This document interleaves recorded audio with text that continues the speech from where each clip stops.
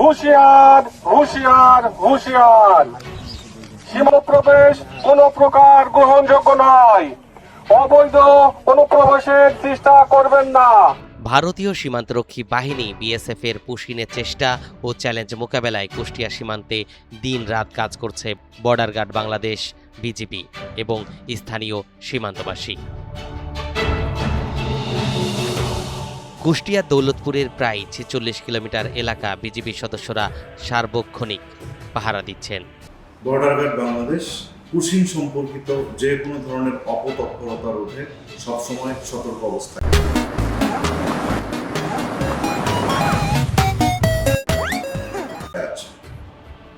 স্থানীয় জনগণ এবং বর্ডার গার্ড বাংলাদেশের যৌথ প্রচেষ্টা এই ধরনের পুশিং সংক্রান্ত যে কোনো ধরনের অপতৎপরতা রুখে দেওয়ার জন্য সর্বদা সজাগ আছে। আমাদের একটাই কথা, পুশিং গ্রহণযোগ্য না, পুশিং করতে দেওয়া হবে না। ভারতের নির্বাচন হওয়ার পরে ভারত সরকার অবৈধভাবে বাংলাদেশের লোকজন পার করে দেওয়ার জন্য করছে, খুব চেষ্টা চালাচ্ছে। আমরা বিজিবির সাথে সবসময় টহল দিছি জানে অবৈধভাবে জানে বাংলাদেশে প্রবেশ না করতে পারে।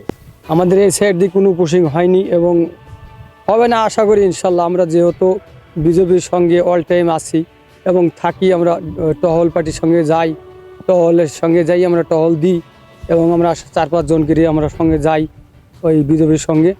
দেশ রক্ষার জন্য যে শুধু বিজেপি আছে তা নয়, আমরা বিজেপির সাথে আমরা আছি সবসময়। বিজেপি যখন আমাদের ডাকতেছে আমরা আসতেছি, তাদের সাথে টহল করতেছি। এবং এ দেখেন ইন্ডিয়া সরকার যেভাবে মানুষ পুষিনের চেষ্টা করছে, সেক্ষেত্রে আমরা এই অবস্থা আমরা সবসময় আছি, পাহারা দিচ্ছি বিজেপির সাথে। এবং যারা মাঠে ঘাটে কাজ করতেছে তাদেরকে আমরা অবগত করতেছি যে যদি কোনো প্রকারভাবে তারা অবৈধভাবে মানুষ পুষিনের চেষ্টা করে, তোমরা বিজেপিকে জানাবা। বিজিবির সঙ্গে দিনের বেলা বাড়ার সাথে সাথেই এলাকায় টহল দিচ্ছে স্থানীয়রাও। তারা বলছেন কোনোভাবেই বিএসএফ এর এই অপতৎপরতা সফল হতে দেবে না। বিজিবি আমাদের যে কোনো মুহূর্তে সীমান্ততে দেখলে আমরা সাহায্য করার লাগে খুব চেষ্টা নিচ্ছি। অবৈধভাবে কোনো পাবলিক বা কোনো লোকজন যেন আমাদের বাংলাদেশে প্রবেশ না করতে পারে, আমরা যে কোনো মুহূর্তে চেষ্টা চালিয়েও যাব। এখন যখন রাত দিন ২৪ ঘন্টার মধ্যে ডাকবো। আর বিজেপি যদি লোক লাই, বিজেপির মাধ্যমে মিটিংয়ের মাধ্যমে যদি লোক লাই সরকারের মাধ্যমে, তা আমাদের কোনো বাধাবাধি নাই। সীমান্ততে আমরা বাংলাদেশকে রক্ষা করার লাগে যে কোনো মুহূর্তে আমাদের এলাকাবাসী সবাই প্রস্তুত। বর্তমান বিধানসভার নির্বাচনের পরে মুসলমানের একটা অত্যাচার চলে, আপনারা সবাই বুঝছেন।